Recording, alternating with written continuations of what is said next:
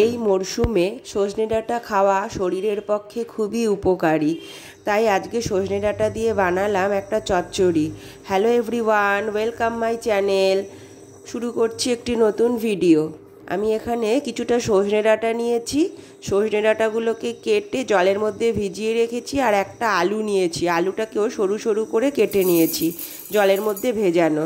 আর এখানে আমি মিক্সির ছোট যে বাটি হয় তার চেয়েও ছোট আমার একটা বাটি আছে, সেই বাটির মধ্যে আমি কালো সর্ষে নিয়েছি, সাদা সর্ষে, দুটো কাঁচা লঙ্কা আর একটু নুন দিয়েছি।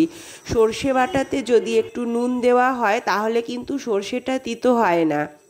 আর যেহেতু আমার সবচেয়ে ছোটো বাটির চেয়েও এটা আরও একটা ছোটো বাটি আলাদা করে কেনা, সেই জন্য এখানে আমার পোস্ত বাটা, সর্ষে বাটা সবই করা যায়।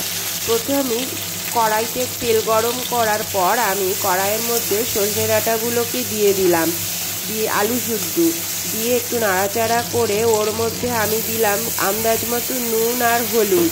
তারপরেই কিন্তু আমি বেটে রাখা সর্ষেটাকেও দিয়ে দিলাম। অনেকে কিন্তু নামানোর আগে সর্ষে দেয়, আমি কিন্তু এখানে তেলের মধ্যে কষানোর সময়ই সর্ষে বাটাটা দিয়ে দিয়েছি। আর দিয়ে দিলাম একটু সামান্য জিরে গুঁড়ো, দিয়ে ভালো করে কষিয়ে নিয়ে তারপরে আমি বাটি ধোয়া জলটা দিয়েছিলাম। এবার অল্প একটু সময়ের জন্য সিম আঁচে দিয়ে ঢাকা চাপা দিয়ে রেখেছিলাম। তারপর ওর মধ্যে একটু স্বাদ মতো চিনি দিয়ে নাড়াচাড়া করে নামিয়ে নিয়েছি।